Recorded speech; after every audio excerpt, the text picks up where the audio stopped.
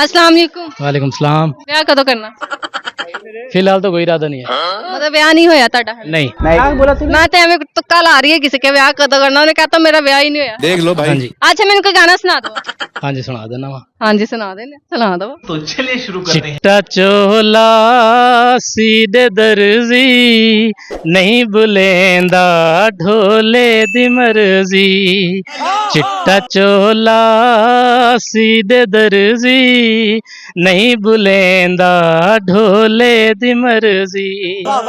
चिट्टा चोला लई किनारी कच्ची निकली ओ ढोले दी यारी।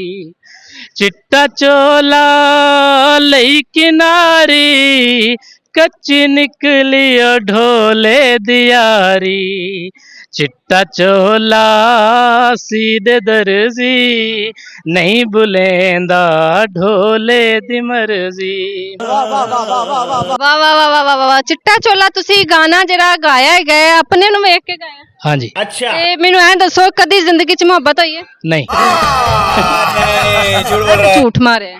सच्ची गया वा नहीं हुई। ਰਾਤ ਦੀ ਡਿਊਟੀ ਕਰਦਾ ਹੋਵੇ ਬੰਦਾ ਤੇ ਨਾਲ ਮਤਲਬ ਕਿ ਵੈਲ ਐਜੂਕੇਟਿਡ ਵੀ ਹੈ ਨਾ? हाँ जी ਕੁਆਲੀਫਿਕੇਸ਼ਨ ਕਿੰਨੀ? ग्रेजुएशन की हुई है। ਗ੍ਰੈਜੂਏਸ਼ਨ ਵੀ ਕੀਤੀ ਹੈ ਤੇ ਉਮਰ ਕਿੰਨੀ?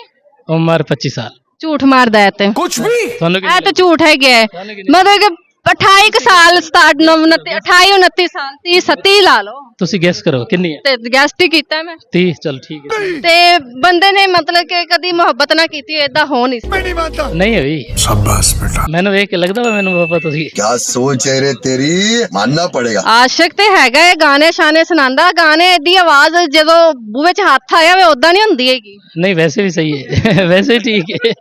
ਸਹੀ ਹੈ ਨਾ? ਅੱਛਾ ਮੇਰੇ ਕੈਮਰਾਮੈਨ ਨੂੰ ਕੋਈ ਜੁਗਤ ਮਾਰ ਦੋ। चलो भाई। जुगत आंदी कोई नहीं। ਮੂੰਹ ਤੋਂ ਨਾ ਆਂਦਾ। हाँ इहदे तो जुगत है। इन्हें फेसबुक ते अपनी तस्वीर लाई फेसबुक इहदे घर पहुंच गया ना इन्हों कहंदे गा तो ये हरकत ना करी। ਮੈਨੂੰ ਹਾਸਾ ਨਹੀਂ ਆਇਆ ਇੱਕ ਹੋਰ ਲਾ। गजब बेइज्जती है। बस आई आंदी सी। बस हवा निकल गई। ਅੱਛਾ ਕੋਈ ਹੋਰ ਗਾਣਾ ਸੁਣਾ ਦੋ। सुना देना वा। तो चलिए शुरू करते हैं। ਗਾਣੇ ਦਾ ਸ਼ੌਕੀਨ ਲੱਗਦਾ ਬੰਦਾ ਮੈਨੂੰ। हाँ जी क्या बात है सर। प्यार नाल ना सही गुस्से नाल वेख लिया कर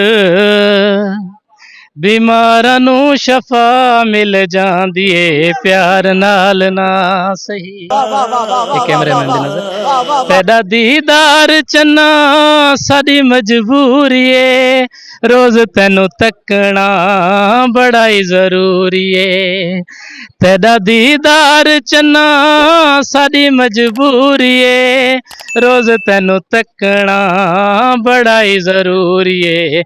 जे तू ना दिसे ते चूम लईदा है तेरा दर बीमारां नू शफा मिल जांदी ए प्यार नाल ना सही। क्या बात है ਵਾਹ सर। ਵਾਹ ਵਾਹ। ਅੱਛਾ ਚਲੋ ਤੁਹਾਡੀ ਆਵਾਜ਼ ਵੀ ਬੜੀ ਅੱਛੀ ਮੈਨੂੰ ਇਹ ਦੱਸੋ ਸਿੰਗਿੰਗ ਦਾ ਸ਼ੌਕ ਤੁਹਾਨੂੰ ਆਇਆ ਕਿੱਥੋਂ? You are a good question.